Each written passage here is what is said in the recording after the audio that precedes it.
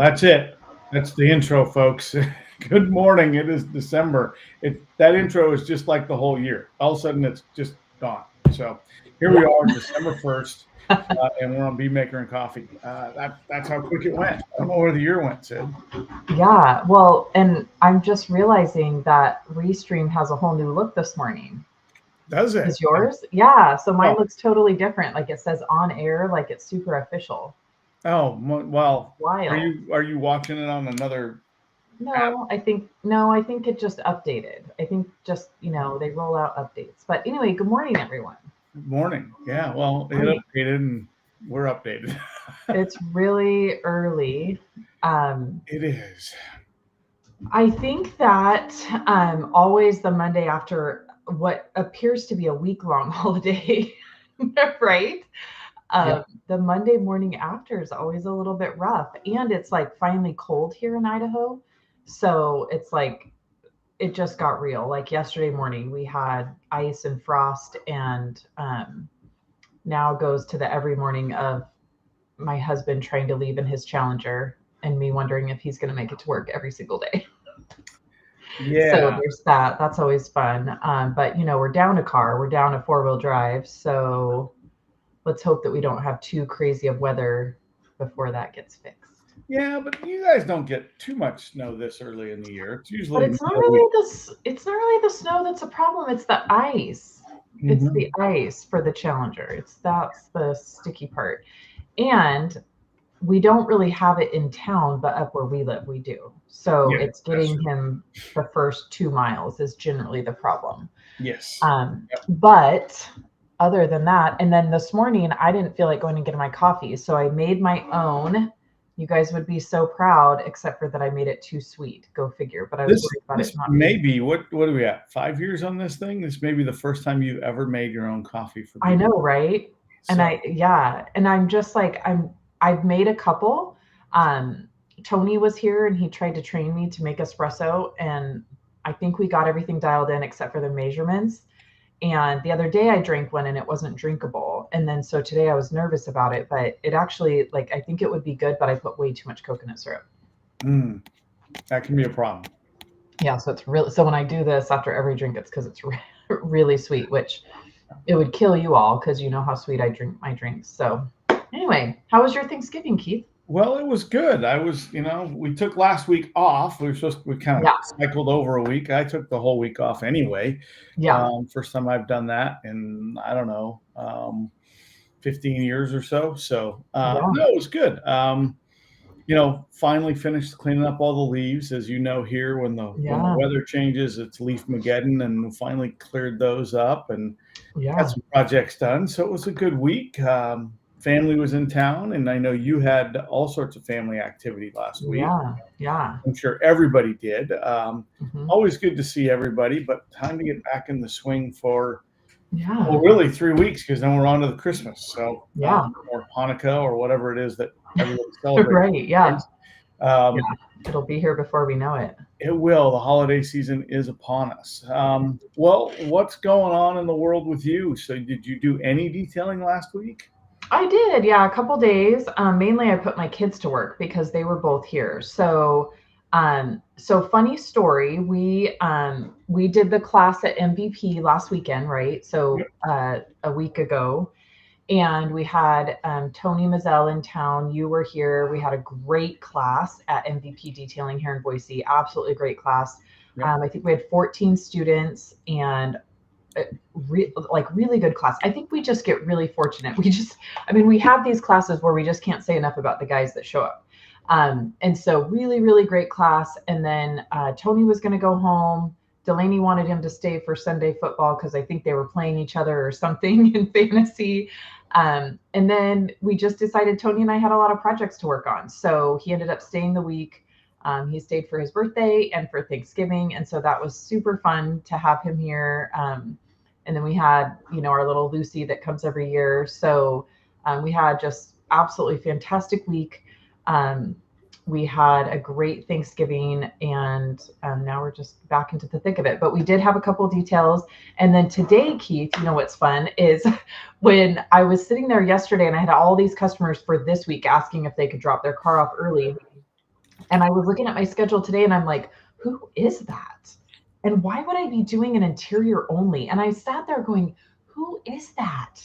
And I could not figure out how this person ended up on my schedule or why I was doing an interior only. I was so confused. And then I realized it was the guy from class. The Oh, Audi that we did. That's the car that's here. It's already here. And so it took me forever to figure it out. And then I was like, oh, that's the one from class. And I was like, yes, because I know he hasn't driven it since class because he went out of town. But anyway, so I have that Audi today and it looks so good. So I'm super excited. yeah, at least it's coated, right? Because we Yeah. coated both of them. We coated his and we coated my truck, which was long overdue for some maintenance and care. Yeah. It was a cabinet maker's kitchen truck, so it was Yeah. one of those things. Yeah.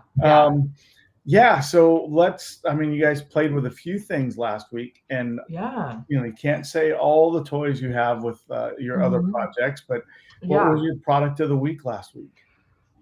Oh gosh, I'm gonna have to. It's gonna sound so silly, but paint prep just on everything that I was working on last week. I went through a lot of paint prep here last week, a lot. Just random stuff, but definitely I would say paint prep is the one that every time I would go look for it in the shop, it was in the house. Actually, you can actually see it. Do you see it right there? Mm-hmm. Yeah. So it's been in the house all week. Yeah, it's been in the house all week doing paint preppy things. So yeah. Do you guys see this? Yeah.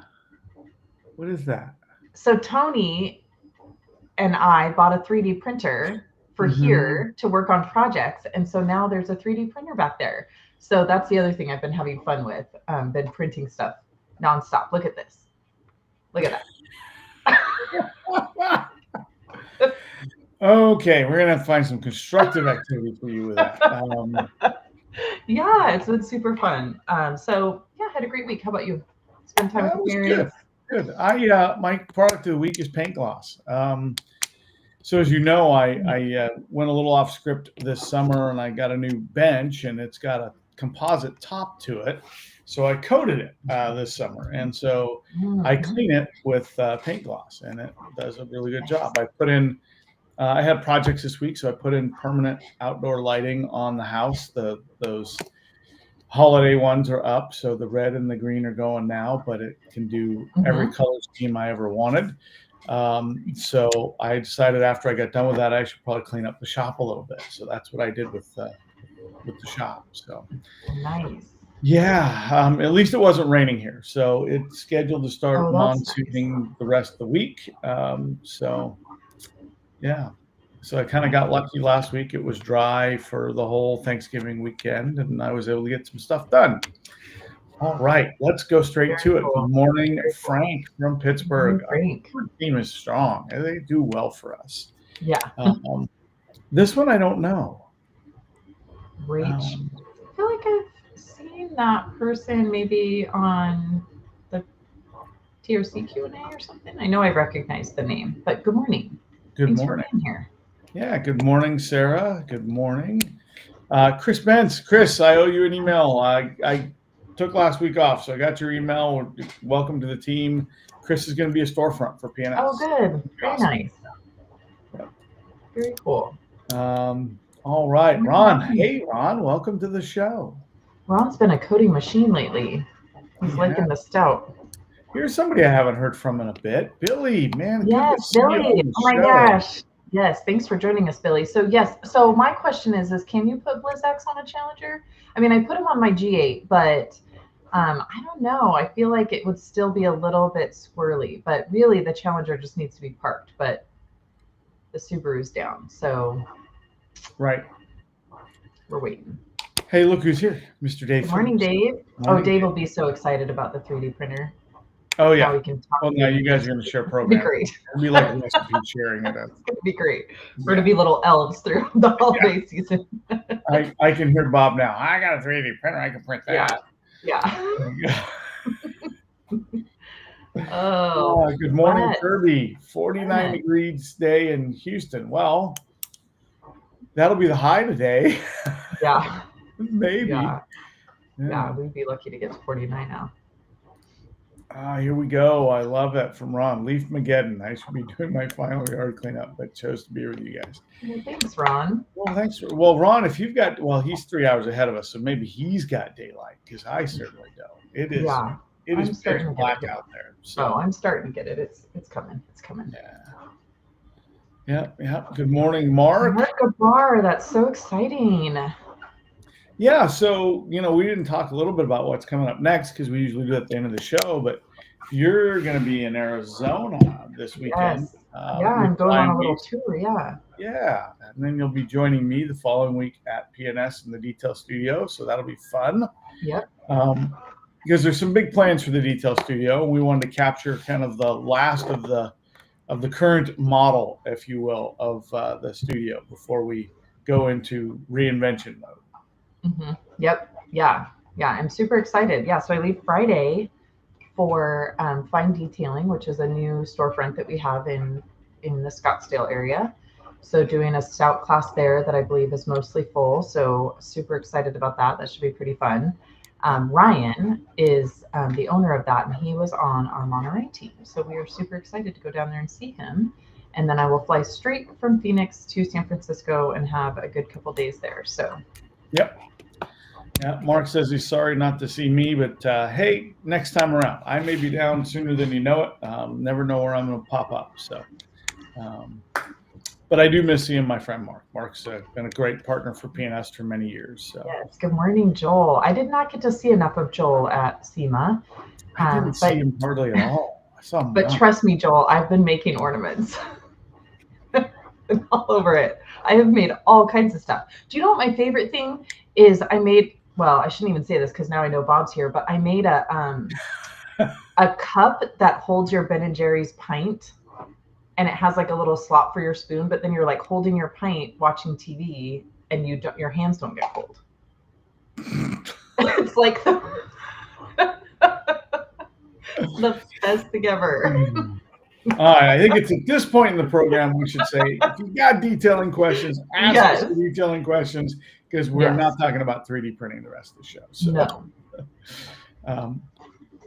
All right, let's see here. Product of the week, Inspiration Stout. I bartered my electrician. He replaced all the smoke, heat, and carbon monoxide detectors I ceramic coated his truck with Stout. Very cool. Very, very cool. That's actually not a bad trade because we just had to replace the smoke detector, and I could not believe what they want for one single smoke detector now. Yeah. It is literally 1/6 of a coating. That's awesome. Yeah. I love it, Ron. I've been watching all your stuff, and awesome. I love that you're loving that. Yeah. Very cool. All right. So from the mayor. Good morning, Adam. Is he the mayor or is he the chair of the city council? I can't remember. Well, I think he was the mayor, and then I think now he's the chair of the city council. Well, Mr. Mayor. He's a busy guy. Busy guy. Yes, he is. Just up the road. So, all right. You're right, Sydney. I've been to the TRC live Q&As. Not often I can come on PNS. I've won it as it's currently 1:40 a.m. in Holy moly. Well, thank you for being here. My goodness. I will tell you this much: when the alarm went off this morning, it felt like it was 1:40 a.m. So yeah. Good morning, Bob. Morning, Bob. We're getting. Yes. Okay. Yeah. There we go. Everything's getting today. We have lots of fat Joes have been printed. The fat Joes have been printed. Trust me, they are printed. Mr. Pierce, we love you, brother. There you are. Hi, Josh. I talked to Josh over the holiday. I miss him tons. Can't wait to see him again. Yeah. Thanks for being here. All right. Josh says -6 here in beautiful Toronto area with just a small snowstorm expected. 25 to 30 centimeters. I think that's about a foot. Yeah, I got to learn my conversions. That any snow sounds terrible right now. Well, especially when you've got a teenage driver. So yeah, two of them. Yeah. I mean, well, one of them's technically no longer a teenager, but she's going to be a child forever, so it's fine. Right, but you still have one teenager. Yeah. And he's a little snake bit in the car. He thinks he's Dale Earnhardt, yeah. His tires do anyway. Yeah. He's not going to make it another 3 laps on that set. All right, Sydney, can you start doing auto styling, 3D printing wide body kits and fake hood scoops? I think I probably you could. need a bigger printer. Yeah, but I probably could figure it out. Yeah, you probably could make Lego blocks out of them. You have to click them Yeah. together. Yeah. All right. Good idea, though. Yes. All right. Breeze MW. Good morning, PNS. Hope everyone is having an incredible Thanksgiving from Canada. Yes. Well, We did. we love our Canucks. Yeah. Our Canadian team is awesome.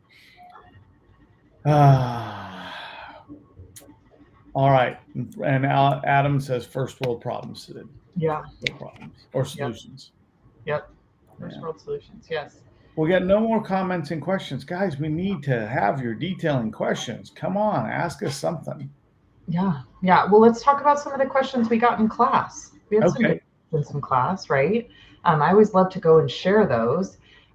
So one of the biggest things was they were learning about the, it's always a big one in the classes is therapy on plastic, right? Right. That's always a big one. I know on your truck, on the cowling, it was so just kind of faded, stained, you know, all that kind of stuff. We were going to be doing some trim restoration, but you hit it with, I was kind of looking back, but I saw that you hit it with therapy and all the guys were standing around and thought that was pretty cool. And then I know one of my favorite things that I remember from trainings in the past was sometimes taping off doesn't happen, right? Because everyone just jumps right in. And on those F-150s, I know, because that's primarily what I do, I feel like, is F-150s, but the bed rails, right, can bed rails always get super hammered stained. with Yeah. compound and stain. Yeah. And so it's nice to be able to just kind of, you know, throw some therapy on a pad and just run down the side and it totally fixes it all. I mean, those kind of things that are big time savers are such a big thing, right? Huge. They're huge. Now, I will say, hey, my front cowling was past it, right? I mean, Yeah. I suppose if we'd been able to get a tool in there a little bit and really run it, we might have done a little more correction. But there is a point at which, you know, you can't get it all. So Right. you had been playing with a new product from another manufacturer that is a trim die, and we went ahead and put that on there as trim die and a coating in it, which is kind of a cool concept. And that really did, you know, come out great. I think I sent you a picture over the weekend, and it was, you know, I mean, the trim looks fantastic. So there are times where therapy is great. I did it on some old faded trim in my last class, the week before. But there's sometimes when it just won't come back. So, you know, but it doesn't hurt to take a flyer with some therapy and see what you can do for sure. All right. We got a question. All right. So can I use wash clay seal with Bead Maker as a client? Oh, pardon me. As the client's car is heavily decontaminated, then complete with a full application of Bead Maker with the spray and wipe, but their car doesn't have a coating. I know what you're going to say here. Yeah, I mean, Defender instead of Bead Maker as the dry application. For sure. I mean, the answer is, can you do that? Absolutely. But I would almost kick it up a notch and use Defender for sure. If you have it. If you don't, Bead Maker is going to be just fine. Just remember, it's a little bit, you know, of a variable durability. We have no really idea. It could last a couple weeks. It could last a couple months. So, but yes, you can absolutely do that. But I would bump it up to Defender. Just, you know, because you're going through all the effort, and Defender's so easy and so it's so great. So great. All right, Dave has a question. Okay. What do you use more of, RTR top loader or front loader? I have a front loader, so I just do the standard 2 ounces. What do you do, Sid? Well, I have a top loader and I do 2 ounces because that's just, I'm usually always doing a large load. I don't really do small loads. So I kind of always say if it's like a half load, use 1 ounce. If it's a full load, use 2. And for me, when I did have my front loader, I still use the same amount. Yeah. Yep. And I will say Rags Riches is awesome. I wash our display tablecloth, and I'm actually washing the backdrop display. Somehow we got clarity cream all over it this year. Yeah, I had to wash the brand new tablecloth too because it was a little bit had a lot of stuff on it. We got to make sure we don't put those like in the line of fire, right? Yeah. Like the splatter. Well, I'm just trying to figure out how we're working on the truck on this side, and the backdrop is 4 feet behind us. We got Clarity Cream splattered all over it, but I honestly think it was probably the sunroof. that could have been it. Yeah, I think it was the sunroof. I think they were shooting it off up there. Yeah, because he was working from the bed, so I could see that. Yeah. Okay. Good morning. I have been saving this question for Dave. Well, Dave is on, so he may be able to dive in, but you all would know as well. I am going to move my chems from my plastic to glass Pyrex containers. Does a glass affect the chemicals? I would actually think probably less so than the plastic does. Yeah. We have discovered over the years that certain chemicals, formulations with certain levels of alkalinity, you need a different type of plastic bottle, which we've changed to over the years. So, all of our stuff works in the bottles it's in, but there are probably, fewer products out there than glass glass is probably the most impervious thing to most car detailing chemicals you could put something in. The negative is if you drop it, it gets to be a little bit of a problem, so. Yeah. I think originally some of our compounds came in glass bottles. Oh, wow. You remember those in the train and the well, yeah, and what was it? Wasn't it what is now Undressed? Didn't that used to come in a glass bottle? I swear the early ones are glass. Might be, yeah. I think so. Maybe Bob can send us a picture if he's in the office. Yeah. We've got some display bottles that have glass, and then in the old days, we also in our compounds we used to put in a metal can, and that was just because of the solvents, and the plastic bottles back then didn't hold up. So probably you're great to go with glass or Pyrex containers, even more so than what plastic is. It's just my thing is we like to squeeze the bottle, we like to drop the bottle, so maybe a cautionary tale there. So. Yep. All right. I coated the client's car last month with stout. They got a scratch on the trunk, and I am going to touch it up. I need to remove stout from the whole trunk and recoat, correct? Rehab a maroon pad? It's really going to depend on the scratch. I mean, I've had customers come in with scratches that I was able to actually just take therapy and get it out. And then I just put Defender over it. If you do have to grab out rehab, for instance, to get it out, you should be able to, what will happen, because I've done this before, I don't think you need to do the whole trunk unless you feel like you need to. And depending on the size of the trunk too. I mean, if it's like a little Civic or something, go ahead and redo the whole thing. But if it's a big area and you don't really want to redo the whole thing, you should be able to just do that section. And when you're running with the rehab, kind of like, it's almost like painting. You kind of like feather it in, where you're not full pushing down, but you kind of feather it out. And then you'll recoat that area.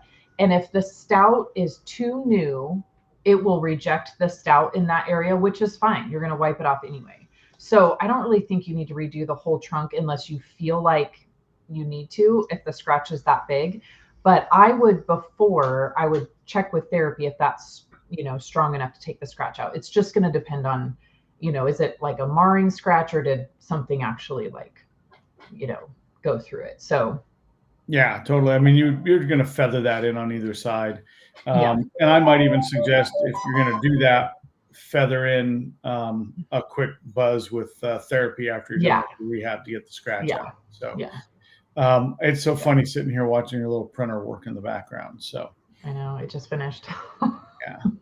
And I will say, depending on how cured up your stout is, last month, you may need something a little stronger than rehab and a maroon pad.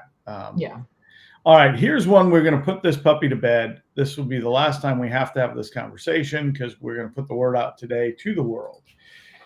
Is intervention available in quart sizes? All 3 of the recovery series are now out in quart sizes. All 3 products in the new quarts with the new lids, the little pull tops.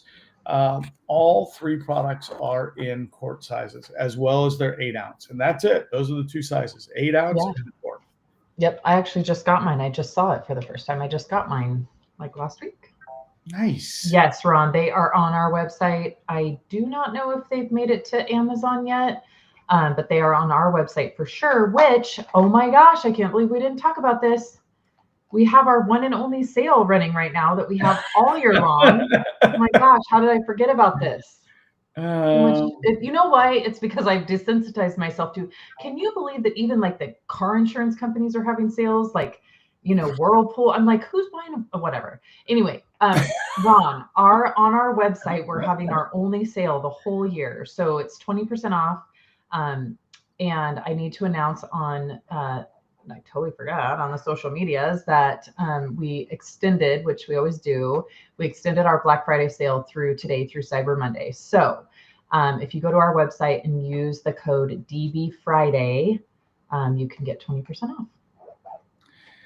And I mean, honestly, we've never done a Cyber Monday. We've just done the just extended Black Friday for 4 days. So, yeah. So that does. So everyone who's here, I'm going to post it on social media, but it goes through tonight at 11:59. So there's still time. DB Friday. DB Friday for double Black Friday. I don't think it matters. Okay. Yep. DB Friday. There you go. DB Friday. Go spend your money on the website or go see your local distributor. Yeah. Yep. Sweet. All right. Can you use Swift on interior glass? Ooh, no. That's not going to turn out well. No. Yeah, not going to turn out well. There's too much protectant in there. So, yeah, that's not going to turn out well. Yeah, I mean, there's dressing in there, so it'd be kind of like putting dressing on your windows. So, probably not advisable. I would also not put it on a touchscreen. So, yeah. Okay. Better late than never. Yes. Alex, another Canadian friend. Love it. Yeah. Alex had to work on Thanksgiving. I felt so our Thanksgiving, right? Not his. Yeah, right. But you know what? I felt equally as jealous when they had their Thanksgiving. He sent pictures, and I was quite jealous. Well, all you needed to do was send him pictures of the turkey sandwiches that Mike's made. Yeah. So there you go. Can you use Defender in the wash clay seal process? I'm going to say no, but yes. So you cannot use it as your clay lube. Yep. So no, it's not your sealant, but I do use it in that whole process because I top it with Defender once it's dry. Yeah. So I still do wash clay seal with Bead Maker, and then I put Defender on top as a topper. And so technically, I mean, I use it in part of that process, but not as the clay lube. It does not have enough lubricants in it. And probably that level of SiO2 is probably not great for your clay towel ultimately at the end of the day. So no. And the other thing with it is, even in a water environment, if you're going to say, well, I'll use it as a drying aid. Yeah. The problem with it is there's probably too much SiO2 in there, and it just doesn't really, it comes out bad. That product is better off to just be applied onto the dry surface of the car. So after you're done with your wash clay seal or wash clay process, then go ahead and put it on the dry car after it's dry. So yep.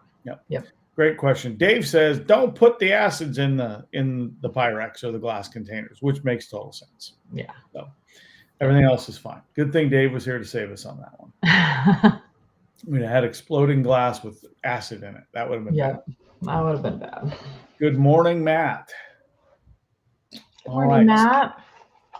Steve Pearson says, I have always wanted to change my spray bottles to glass, but I know they'd be breaking everywhere.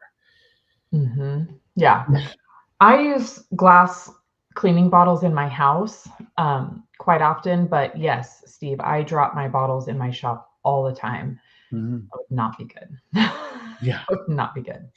I do have my little fragrances in glass, though. Yeah. The fragrance bar is in glass. That's true. Yeah. Okay, this is a great one. We haven't talked about this in a long, long time. What is the curing time of Bead Maker? Well, this is such a great question. So I believe on the bottle it says 2 to 8 hours, right? Yep. So I kind of always use that 2 hours as a guide. I think that I feel like it's pretty well cured, between 2 and 3 hours. So this is why I put the Defender over it, right? Because then they kind of cure together. So, but do keep that in mind when using it. So if you're using it on a client's car and you're wanting to wipe it down right before they leave, it's not totally cured. Because it was one of the, original products in this space of SiO2 sealants, quick detailers, that kind of thing. It does have a curing component to it that you need to kind of let it run its course. So you can do one of two things. Either if you don't have the 2 to 3 hours to wait for it to cure, you can hit it with paint gloss right away, and that will give it like a base so that it can cure underneath. Or you can use Defender. So both of them work great. If you're just trying to do a quick, say it's your own car, you want to put Bead Maker on and you want to be able to drive right away, the Bead Maker plus paint gloss is so easy to use. You just, spray a little bit on and you're going to cut that static barrier and it's going to be great. Yeah, we haven't talked about that in a long time. But yeah, that it does still have a curing component, because the new stuff doesn't, right? But Bead Maker is so great that. Yeah, which is so funny because you'd think coatings take forever to set up, and you put stout down and you're like, don't let it sit for more than 5 seconds, or else it's going to cure on you. And yet Bead Maker does have a cure time. So that's kind of great to talk about that. All right. Chris Ben says he is loving his vacuum made mist and 30 seconds of dwell time before the blowout with a Tornador. Love the fresh, clean scent too. Would be great to see its fragrance offered. Well, hey, Dave. Yeah. I think the fragrance line is pretty well set for now. Yeah. And to be honest, the fragrance from it kind of was in existence before as an odor removal only, which was kind of a fragrance, right? And we actually took that and combined it because we loved the scent of it. We actually kind of moved that. We discontinued that product and moved the fragrance into the vacuum aid. So, but I don't know if we're coming out with any more fragrances. The good thing is that you can just spray it and it's going to leave behind the fragrance, and you're not leaving behind anything you're not supposed to. Yeah. So really, I mean, it's kind of already ready to use as a fragrance, to be honest. Well, I spray it in my car all the time without backing it up. Yeah, it's still an air and fabric refresher as well. So it's still got that component to it. It has some other properties now. So I mean, I like that kind of finished smell that it leaves behind. So you could use it that way for sure. Yeah. You get the best of all worlds with that product. There you go. All right. Add Steve Pearson. So CEO Detailing says, I have started to convert my gallons to glass and just received 2 glass spray bottles to use. I am not as pumped about the spray bottles because is that Pressol or Awesome? Yeah, Pressol. Yeah, those are the ones from Matt. Oh, the pyramid ones. Yeah. You know what I would try? I would try getting the IK sprayers for your glass bottles and see how you feel about that. Because like on the IK, it's really the sprayer. It's not necessarily the bottle. And on Pressol, it's the bottle, not the sprayer. I don't like the sprayers on Pressols. So I would try, because you can buy a 5-pack of the 360-degree IK sprayers that are the sprayers only. I would maybe try that. Yeah, I really love glass spray bottles, but I know I would drop them. Well, I haven't seen a quart glass bottle.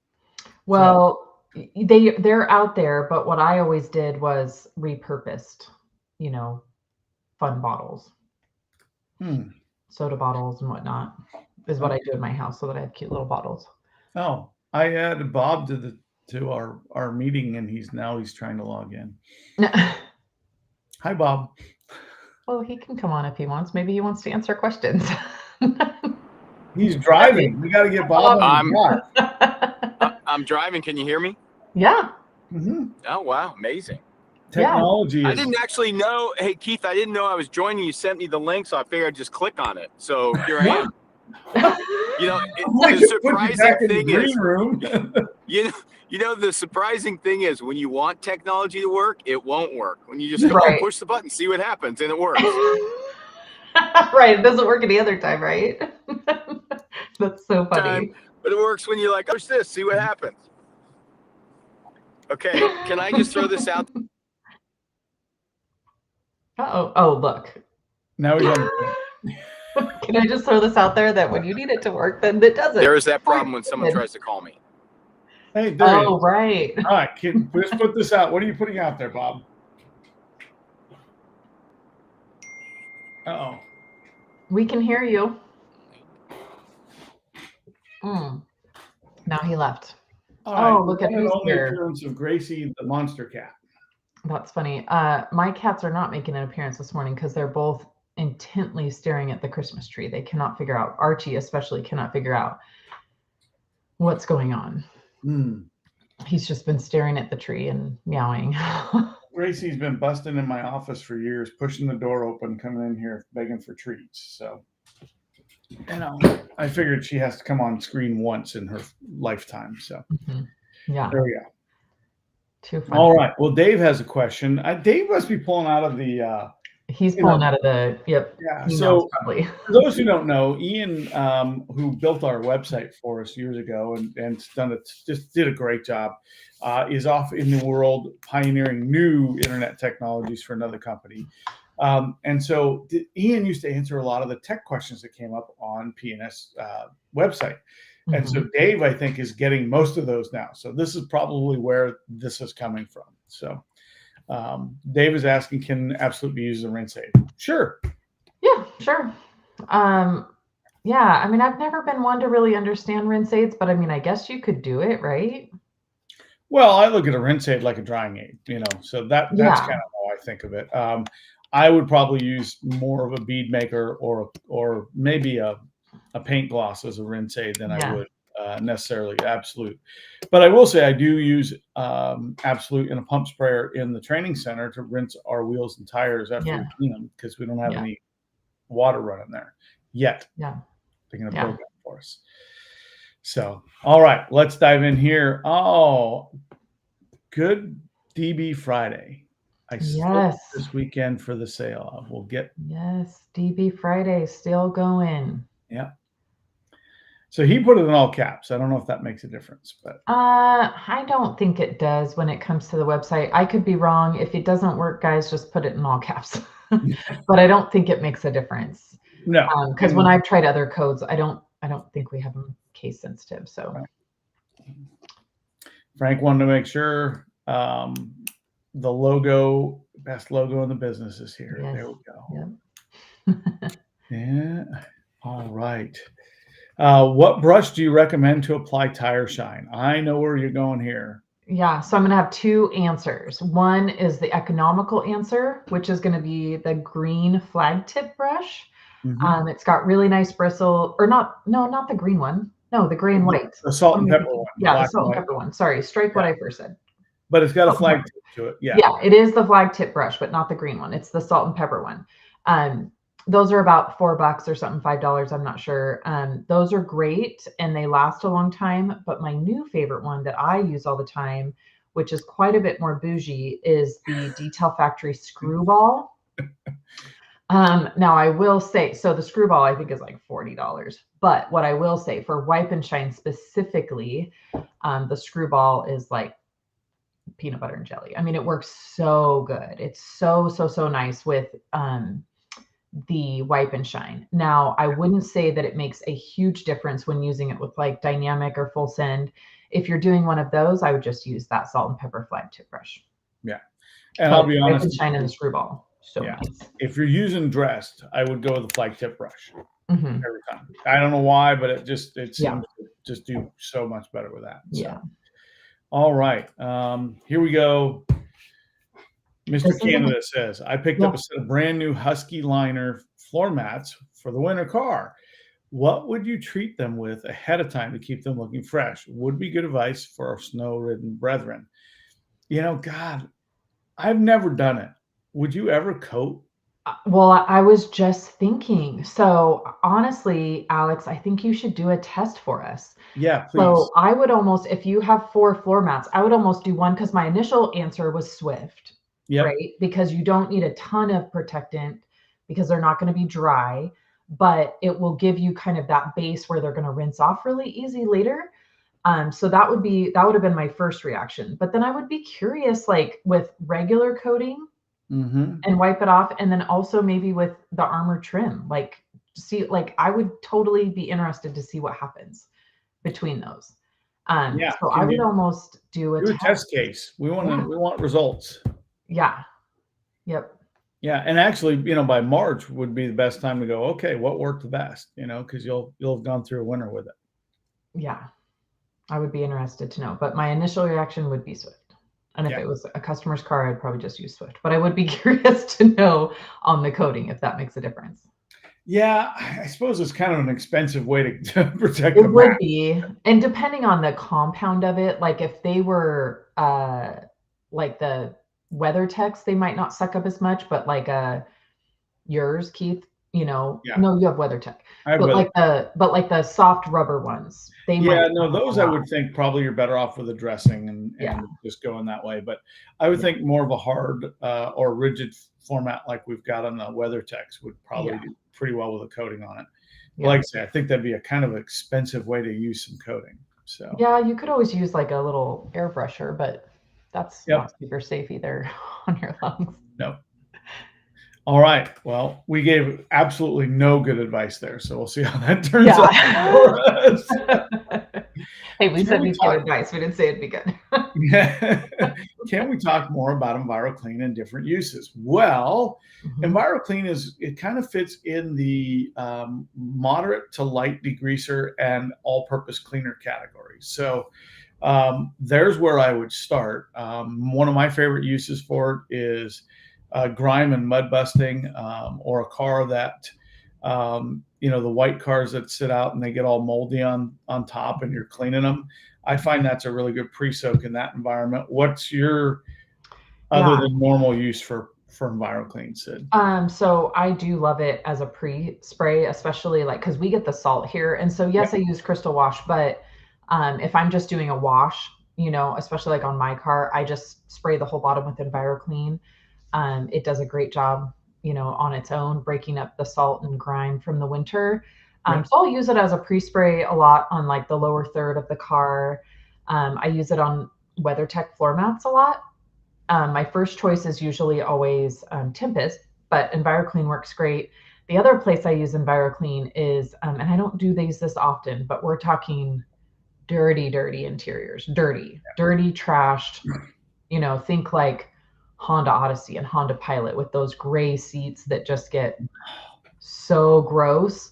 I just go straight to EnviroClean. I mean, it's pretty cut down, like 15-1 or something, but sometimes you need those like citrus-based cleaners to cut through that grime on those gray seats. So we're talking like dirty interiors. I usually just go straight to EnviroClean, and so it does work for that. If you have, sometimes I've used it because it's a little bit stronger than Carpet Bomber. Occasionally I've used it on like a stain on carpet if, I need especially like super greasy and you need a little bit more of that degreasing action. And then I just make sure that I clean it real well and obviously go back with finisher and things like that. But I actually use EnviroClean a lot. I use it to clean up my tools. So when I'm cleaning, like, when I'm doing a good cleaning of like my wheel brushes and stuff, I'll usually soak everything in a pretty heavy dilution of, or not, like not super diluted version of EnviroClean. But I use it a lot. It's really a great degreaser for all-purpose cleaner. I use it on engines. So it's good. I put it in a foam can and I use it on the tractor. Okay. I've never put it in a foam cannon before. Well, it does. It foams really well. I pretty much do it 50-50 in the foam cannon. And again, I'm not looking for shaving cream. I'm looking for a soap foam and good coverage and dwell time on the tractor, because that's single stage paint and it gets, that thing gets dirty and dusty and grimy, and it works great on that. So option. Cool. Yeah. All right. So try and get through this one. Oh, I saw this one coming. Is there anything on earth that you found that can remove this gas smell from an English bulldog? Since you have one. So I do have an English bulldog, and she sometimes doesn't smell great. Now, she doesn't have a lot of gas, but yes, they just in general smell. So I will say that especially like on her bedding and stuff, she, they just leave behind an odor, right? So I actually use release on them. So I will, vacuum them, use the release, and usually, like we talked about kind of earlier, as like an odor neutralizer, I do a whole nother spray on it and let it just dry in. So definitely use it to vacuum all the areas that they've been. And then I would use it as an odor neutralizer as well. Now, I would not suggest spraying it on the dog, but removing the gas smell, like in the air. I mean, you could always follow her. Yeah. Little spritz behind there. It's walking by, but I think you're probably talking about just the general smell of the dog, which we use release in our I actually think it's that the dog has digestive issues is what he's referring to. Yeah, which I mean, that's obviously going to come from, if they have people food, it's like, whoa, game over. So the only time Piper gets any food at all is Thanksgiving. She gets turkey, and then we all stay away from her the whole night. But she does get turkey on Thanksgiving, but that's her one time a year that she gets any kind of people food. But yeah, try the release though. It works really, really nice. We use it on all her beds and everything. There you go. All right. I have Shine-All. Do you recommend diluting it or use it neat? What's your answer, Sid? I don't like Shine-All diluted. It's kind of good in its own right. I know that it's meant to be diluted. I've never been able to dilute it successfully, and I think I always forget to shake the bottle before each use. So for me, I like it neat. Also, when I'm using Shine-All, I'm choosing that specifically because of the finish of it. Yeah. So now that is said from somebody who has all the dressings, so I have my choice. Because if I'm wanting something more matte, I'm going to choose, dynamic or natural finish or something like that. And so specifically for me, I use Shine-All when I want that specific finish. So I know Keith is going to say that it can be diluted, and it can. I don't feel like it dilutes as well as some of our other dressings. Is that fair to say? Well, my answer was going to be that I prefer it ready to use. If you're going for that sheen, you're going for that sheen. Mm-hmm. We've recommended that it can be diluted 1-to-1. That would be, basically doubling your volume on it. But I have not actually ever diluted Shine-All. I've just used it ready to use. Yeah. So I cannot testify to how it does. But it is an emulsion that should be able to be diluted 1-to-1, no problem. I'm like Sid. I'll grab the natural finish. And again, I've got cabinets of dressings at the mothership when I go to do stuff, so I have that option. Yeah. All right. Good choice on the mats. I have them in my 2019 Ford Ranger. Super easy to clean. WeatherTechs are pain in the you-know-what to keep clean. Okay, so these are the Husky mats, huh? I'll have to look at those. I think those are the same as WeatherTech, I want to say. Okay. And I had this, I know we have a couple more questions, but there was one question that I actually wanted to pose to everybody here. So go ahead and move to the next one, and then I want to find this again because I wanted to get everybody's answers. So what dilution do you use for the fragrances? So I do, on the bottles, it says to dilute 1 16-ounce bottle to a gallon. I actually like them a little bit stronger because I want them to stay around a little bit more. So most of them, I do a 16-ounce to a half gallon, but here's my suggestion here. The bottle does say up to 2 gallons. I would not do that because everybody who does that then says that our fragrances don't work. That's way too diluted. So my max would be 1 gallon to a 16-ounce bottle. But what I do is I start at the half gallon, and then I add more water if it's too strong because you can't take it away. And I will say they all kind of act differently. So like the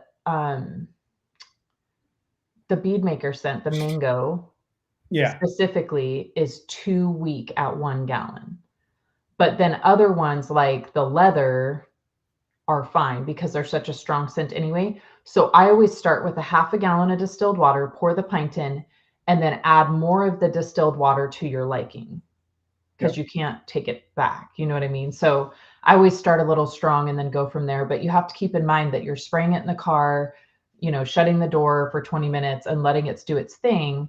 So it should smell a little bit strong coming out of the sprayer, because you want it to hang out for a couple days. But if you're just getting like that light whiff, it's not going to last in a car. So keep in mind, you are going to want a little bit strong. So I start with a half gallon to a pint of the fragrance and move up from there if I feel like I need. But I know for sure, like my mango is at a half a gallon.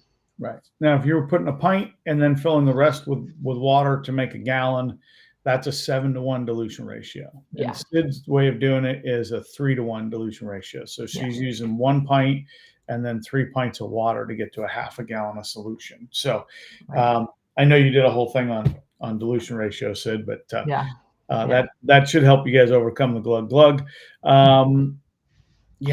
So there's that. Is the Glacier one of those that is strong enough that it Glacier's pretty strong. I'm about a 3/4 of a gallon on that one, but I like my Glacier really strong. So I do about, I want to say it's about 3/4 of a gallon. Okay. And what do you do with the eucalyptus mint tea? Because that's one of my favorites. That one's probably almost a gallon. So it's funny, like anything that's fruity is more towards the half gallon, and anything that, has something else in it. So like my coconut lime is, again, I think coconut lime, eucalyptus, and Glacier are all at about 3/4 of a gallon. And same with leather. I don't think any of them I make it to a full gallon. But I am extra. I like it strong. Extra is good. All right, we got the definition between the difference between a Husky and a WeatherTech is the Husky liner do not have a rubber coating on the front. Okay, interesting. Didn't know that. Husky liners don't have the rubber coating. So it's been. That's Ron's comment twice. There you go. So Ron, we would know that if the WeatherTech people would have let us in their factory, but they wouldn't. Right. We went to the factory and they wouldn't let us see it, or we probably would have learned that fact. They wouldn't let us in. Mini coasters. That's all I got out of it. Yeah, I got mini coasters. That's it. There you go. Yeah. All right. I have both WeatherTech and Husky. I've never found a good protectant for WeatherTech. I've used Swift and Dynamic on Husky and really like it. Husky is more of a rubber than WeatherTech, so I feel it would soak it up better. I would agree probably with that general view. And good morning, Brad. Thanks for joining us. So I use on the WeatherTechs often. I actually use natural finish. Now in the summer, I let it bake out in the sun, and then it's literally pure perfection. In the winter, it's a little bit harder. We don't get as good of a finish because we don't have that sun beating down. One thing you could try that I've never tried is if you could somehow, introduce heat. I'm not sure if like waving over it with a heat gun would help, but in the summer I set it out in the sun and let it bake in, and it's absolutely perfect. But I use a lot more natural finish on WeatherTech than I do Swift. I use Swift on a lot of the other ones. So I'll use Swift as a clean and dress product, and what I'll do is I'll apply it and then I'll tornador it off. I'll literally tornador the mat off, and that usually leaves a pretty good finish and does a good job cleaning. Yeah, and I use Swift a lot. I love it, but if you're really looking to leave behind a note, I use it as like a wipe down and all of that quite often. But if you're looking for like a total restore, you could even do the thing is the time. So if you had time, Brad, take your WeatherTechs and spray natural finish on it and literally let it dry by itself. Literally let it soak in all by itself. So if you can leave it for several hours, try that. Because I think that's really when we're leaving it in the sun, we're just speeding up that self-leveling process by quite a bit. So if you can leave it for a good amount of time, I think you'll like it a lot better. I know if I try to spray Dynamic on and then wipe it right off, it doesn't usually work that well. You really need to let it self-absorb. Yeah, and let it set up and if you will, for lack of a better term, cure. Basically dry out. So. All right. Well, Bob's still driving. Okay, so let me ask this last question. We have 5 minutes left. So discussion for everybody.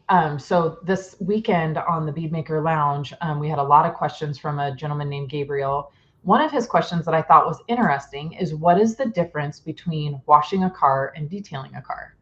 So this can obviously be a very subjective question, but I thought it was kind of interesting because I think that the two get blurred a lot. Like I know there's some people that call them a car wash, and when you hear what they're doing, you're like, you're doing a detail for $50.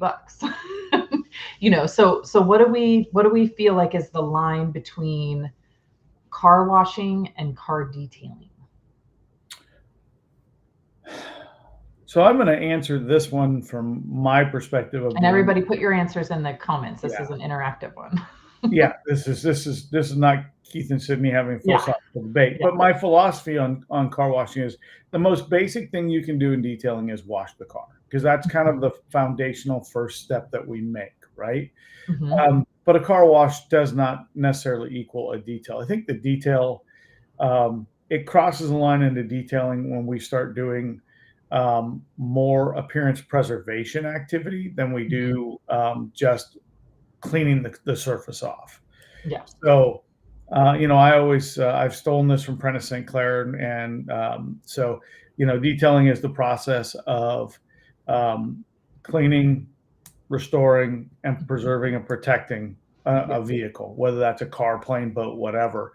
So I think that the cleaning is the first step. I think that could get lumped into a car wash, but I think everything else falls into preserve, protect, falls into the detail realm. And that's where I would draw the line. So if you're putting a wax job on a car, like we're doing a wash clay seal, you're doing a detailing step in that process. If you're just washing the car, it's a car wash. I get it. So that's where I would draw the line. Yeah. Yeah. And kind of me too. I think that, I've seen some people offering car washes, and, they're putting things like, cleaning your cup holders, cleaning your floor mats, all of that. And to me, that's all part of a detail. So a car wash to me is the wheels and tires and washing the exterior of a car. I kind of look at it that I think that I think this is where professionals and enthusiasts have different opinions, but the enthusiasts want to do it all because it's fun, right? But for me, I look at it and go, what value is the customer getting at a local car wash? So, if a car, like here, a basic car wash of 3 minutes through the tunnel is like $25, right? To do wheels and tires, the underspray, all that. So if I'm going to be doing that level, like, and I know that obviously my exterior is going to be way cleaner and it's hand car wash and things like that. I'm only going to literally wash it. I'm not going to leave any protection behind. I'm not going to clay it. I'll probably wipe down the windows when I'm done for sure, but nothing on the inside. That's a different service, right? Unless, and the reason I do that is because I don't know how to do like a 2-minute vacuum like they do at the car wash. So, I don't know how to do that. What I was going to say is, I have always included a vac and a wipe down of the windows as part of a car wash, just because of my experience in the car wash business, right? Because that's a full serve car wash. Right. Go through, wash, vac, and you get the windows done, and maybe the dash gets wiped out. But any more than that, you're into the express detail or the detailing services. Yeah. So I think just like you said, it's obviously if you're actually going into breaking out cleaners on the inside of the car or something, then it becomes a detail. But I do think that specifically the way this question was asked was, how does he draw the line? And I think that's where you literally just have to write out your list of what's included, and then you have to stick to it. That was one of my biggest fails when I started my business, was doing too much, and not getting paid for it. So I think it's like you gotta write down exactly what's included, and you have to communicate that to the customer too, because if you don't communicate it, then they'll go, well, you didn't wipe out my mat pockets on my car. Well, that's a detail, so you have to make sure you literally write out exactly what you're going to do, and make sure you set your prices based on what you are offering. Like for me, I don't personally do just car washes, right? So I have like the services I provide, and I let them know. And so it is one of those crazy things, but people are obviously, you have to wash before you, of course you have to wash before you detail. But really you have to figure out what is that wash, and then have a detailed list of what's included. I think that's probably the most important sentiment there. Okay, so Kirby says, I've not used the scents, but does the dilution stay fresh in a bottle for a week or a month? Any loss of smell over time once diluted? So I usually, personally, because I don't go through them that fast, it's amazing how those little bottles, they last a really long time. I don't dilute more than, a pint or so. It obviously is easier to do an entire half gallon at a time, but if you have all of them and you're using all of them, that ends up with a lot of fragrance. So for me personally, I just dilute small batches. I do the 7-to-1 dilution or the 3-to-1. And so it does last a good amount of time, though. I would say that I had gallons that I just recently had to throw away that we made at TRCMA 2.5 years ago, because they were getting a little bit weak. But I mean, that's a long time to be sitting in a plastic bottle. So obviously I think in glass, it's going to last a lot longer. Distilled water, it's going to help you last a lot longer. But I would say to try to not mix up more than you're going to have for about a year, probably. And this is also the other reason we don't sell them pre-diluted, because everyone always says, why don't you sell them ready to use? And this is why, is because it would be very hard to control how long things were on the shelves, and maybe performance or smell wouldn't be the best. So I would say, 6 months to a year, if you don't go through it that fast, maybe do smaller smaller batches. And I would say that this is where a glass bottle is the winner. Because I think it does close up and seal better on your spray trigger. All right. So Kirby says, I really like the Prentice. The clean, restore, and protect. And I think the restore and the protect is where you get into the detailing part of it. The other thing I'll say when I look at car washing, I really look at you are in essence processing a car through a cleaning process. So that's the other thing that I think, in the car wash business, they really talk about processing a car. We're going to go over that surface once, maybe twice with the vacuum nozzle. We are not going over it 80 times, right? When you get into a detail, it is expected that you're getting perfection, or you're achieving, a level of, you're taking stains out, you're doing those kind of things. That's not what you're doing when you wash a car necessarily. You're processing the car through the cleaning process, and that's really what you're doing. So again, we got CEO detailing. I think washing is cleaning. I think of detailing is restoring and protect. And I would agree with that. Bob's still on, I think, maybe. He's walking around, so we won't put him on yet. I was going to say Bob's input on that one. All right. Ron says, detailing is a systematic cleaning of all vehicles' interior and exterior surfaces, polishing and correcting paint, and restoring at OEM standard plus. I would agree with that, but I would also say, and this is I mentioned this in our class last week, when we as detailers restore something, most of the time, especially on paint, we're removing material, so we can't really restore something to OEM standard because we're actually degrading the paint when we polish to a degree. I mean, polishing maybe not as much, but definitely with compounding, where we do remove layers or material. So we are degrading, and that's where the protection comes in on the backside. That's where the coatings and the paint sealants are important. Even when we're cleaning and scrubbing interiors, we're rubbing the surface. We are degrading it a little bit, and we have to restore it back with protective elements and rejuvenate it too. So, all right. Do you wash before you detail? So I've seen some people do the full interior and then wash the car. What's your process, Sid? I usually start on the interior, but I do ultimately believe that it's probably better to start on the exterior, but I always start on the interior just because, I don't know, in the mornings I'm not ready to get wet and all that right away. But I think the other thing for you in the winter, the car is still cold potentially, and so you don't really want to be working on a cold surface that's dirty. And the same in the summer, hot surface doesn't wash the same either. So it's kind of like, if you can let that thing normalize to your room temperature, you're better off to wash it. So I'm always been we wash it first and then we go through the process, just because you're rubbing up against the car, you're bumping into it, you get in the car, you're just dragging dirt with you. So, but you don't clean dirty cars, you clean cars. So, right. I try. The car wash, I'm not sweating. A detail, I'm sweating. Yeah. If I sweat, I'm charging more for sure.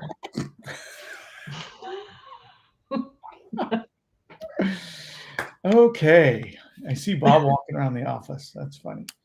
All right. A great example of a detail versus wash. The wash process hopefully removes 90% of the visible grime. Detail does the deep dive, such as the clay process. Yeah.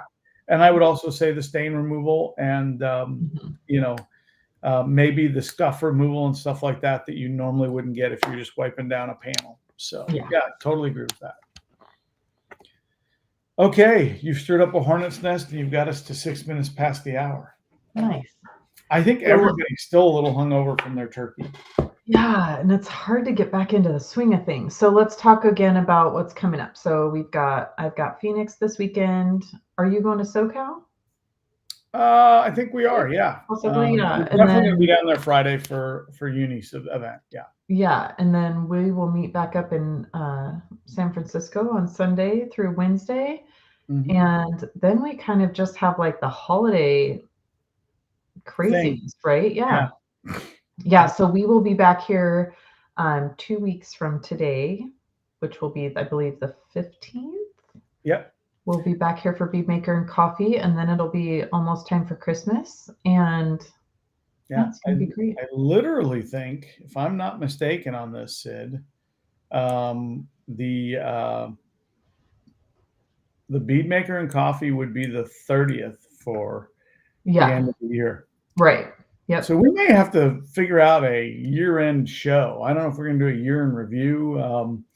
It's a lot of Bead Maker and Coffees to watch to find some content. So yeah, cool. Well, we have one more detail or one more question. Okay, well, we got to do it. CEO Detailing says Sydney touched on this a bit, and enthusiast details are fun where detailing does it for profit. I agree with that. Yeah, you would rather have an educated enthusiast detail your vehicle or pro? Oh, that's a tough question because there's a lot of really, really good enthusiasts out there. My favorite is an enthusiast who's been to classes and really learned the art rather than just kind of exploring it on their own. So there's a lot of really good enthusiasts out there. The only thing for me is, that's such a tough question because we have really great enthusiasts. But I will say for me personally, because I have kind of exploring it on had the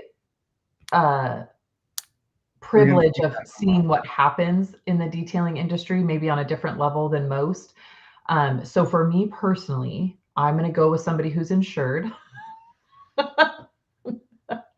So I mean, I do love enthusiasts. They do a great job. They're going to be really like honing in on the details and they're going to spend their time, but it is going to take a lot longer probably.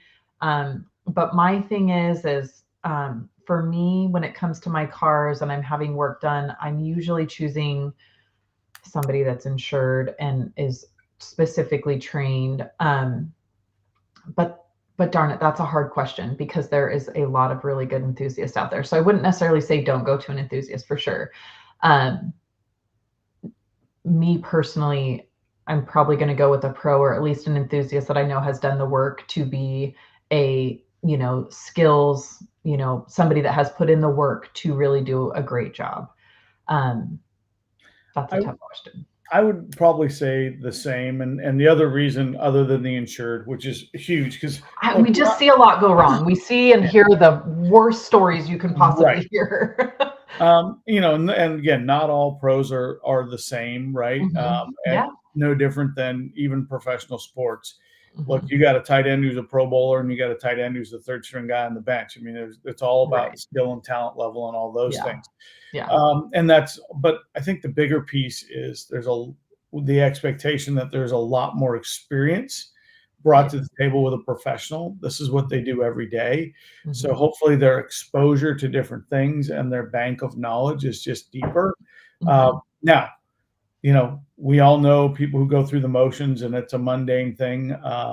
You know, if you've ever seen the checkout teller at the grocery store, you can go, hey, professional checker, and they're checked out for the day, right? They're just not there. So there is, you know, there's always a balance there. You can go, hey, man, enthusiast is really going to be into it. They're going to be, I mean, we go to Monterey and there's no professional and there's no enthusiast on our team that is not dialed in and focused. Right. But on a day-to-day basis, you know, we know the pros, right? I mean, like we get Doug Cunningham. There isn't a car on the lawn there that he hasn't seen before. And that's really the difference in a pro is you have an expectation level that they're going to be insured and they're going to have the experience, bank, and knowledge to draw on for that. Haven't seen that before. So hopefully when they say, well, never seen that before, it's because they've seen a lot of stuff and this is the weirdest thing they've ever seen. So, all right. Thank you. All right. Last comment. Hi, greetings from Panama. I always love getting the Panama guys in. Can I dilute Epic waterless? It says it on the label. What's the difference between Epic and Absolute? Well, yes, you can dilute Epic. I would go 1-to-1 on Epic. I wouldn't go much more than that. Sid, what's your experience there? Well, back in the day, I think we used to dilute Epic in an attempt to use it as a waterless wash, but this was before Absolute existed. So would I do it now? Absolutely not in a million years, just because Absolute is so much better and specifically designed for that space. So could you dilute it in a pinch and try to use it? Sure. But now that we have Absolute, I would not mess with Epic. Epic is epic on its own as a waterless wash. It's ready to use. It's ready to go. Like Keith said, you could put it at 1-to-1 if you felt like it was a little too much. But I wouldn't use it as a rinseless wash. I would just stick with Absolute. Yeah. I had a detailer in Dallas who always diluted it 1-to-1.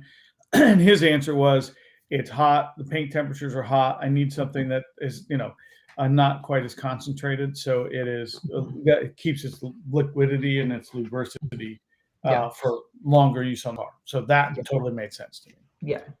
All right. And the last one here. Last question. Yeah. How many I love this panel for bead maker when using wash clay seal method? I think 38.5 is the right number. Yeah. So I say when you're doing the wash clay seal, I measure with my heart. So I do whatever I feel like that panel needs. I could be 4 to 9 sprays, just depending. People say I use way too much, but you know, I love to use a lot of bead makers. So really on the wash clay seal, you're going to use as much lubrication as you need for that panel. Like there's going to be some that are going to need more than others. You'll figure that out. But on the spray and wipe, like I'm like max 3-4 sprays per panel. Yeah. If you do too much on a spray and wipe, you're going to regret it. So you're going to use more during the wash clay seal process than you do spray and wipe for sure. My gauge has been, I can see the water start to break or bead. And that's the point at which I go, okay, now I'm going to get my water breaking and my lubricity out of this. So that's enough material. Yeah. Yep. Kirby says heavy on the bead maker for clay lube. Always love that. Well, guys, we are at the end of our show. We got 2 shows left in the year. So I guess we maybe have to do a little bit of a survey. Maybe we'll throw it out on the Bead Maker Lounge. Who was the guest of the year? We probably should choose who that person was. So we will leave it to you guys to tell us who our best guest of the year was for the show. And I know recency bias will be in play for the second half of the year, but we had some great guests this year. Happy holidays. We are in the holiday season. And don't forget that P&S Pint products make a great stocking stuffer. So and DB Friday. We have one more day. DB Friday. The sale's still on today for Cyber Monday. Yeah, we have like 15 hours left. Yeah. Is that it? That's it. Yeah. I got 16 some an hour. I can't add, but you know. I guess, it's 11:59 Pacific time. 11:59 Pacific time. Yeah. All right. Well, on that note, we'll wrap it up. Everybody have a great week of detailing. Be safe out there. Have fun. And we will see you on the next show. Thanks, everyone.